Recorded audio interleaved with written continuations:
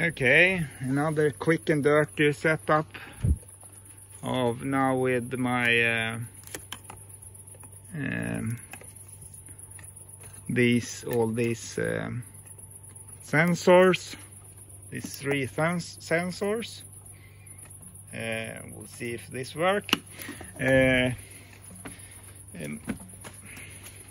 When I was a boy, I asked my mother, a little bit worried, do I need to be adult? And my wise mother immediately answered, no, you don't have to be adult. I guess I have to be a little bit more specific in my question. I guess I mean something like, do I only need to do all the boring stuff when I get adult? Anyway, this is like very funny to do. The machine have just started and pumped some small amount of water because it's very low temperature on the top. Here we see the second data from this distant measurement. We'll see here, it's about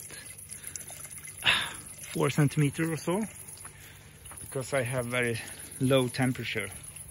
Here we have the driving pipe. I will replace with a water turbine instead in the large high temperature machine. We'll see here if it seems to work. Yes, now it seems to work. The pressure is actually the load cell here.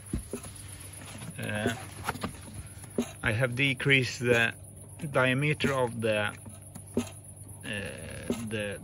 force sensor there. You see it push and pull this sensor. I have this amplifier for the sensor and Arduino connect all these 3 sensors. So the first will be the pressure in the pressure volume diagram. Minus means under pressure and plus means over pressure from the atmospheric.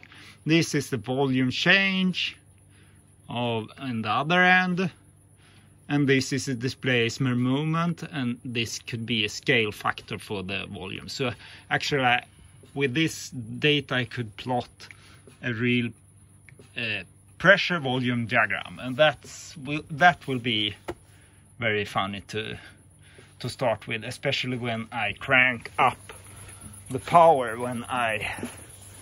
Next time I will increase the temperature maybe 230 Celsius or so, then it start to happen a lot of things. Then I get some very nice questions and ideas on the comments, and it's some of them is right on the spot. Is it possible, for instance, to get rid of the sound when it's hit the top, the displacer? And actually that's a thing I have wondered about for a half years ago. I think it's possible to attach some sort of hydraulic damper at the few millimeters before the displacer hit hard the top side of the container. Actually, when it hit the top part, the force is at the peak, but I want the ring boom to be the opposite. When the displacer flip over, I want the most force. Unfortunately, that's not the case, but a damper could be done with several ways. One way actually was, I was a bit disappointed when the float hit this at the beginning when I play with this. But then I figured out, well, that's maybe a good option to damp the force of the displacer before it hit the upper part. So that could be a great idea as well. Then I have think about a displacer accelerator, who actually a second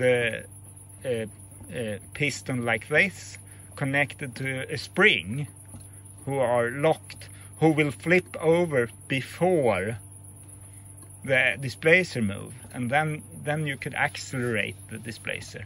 So that then there is options to enhance the speed of, so to get the displacer to accelerate faster when it flip over, but damping before it hits the upper part. All right, I will discuss this with paper and pen instead of words. I think that's better. I hope you enjoy to see all this crazy stuff.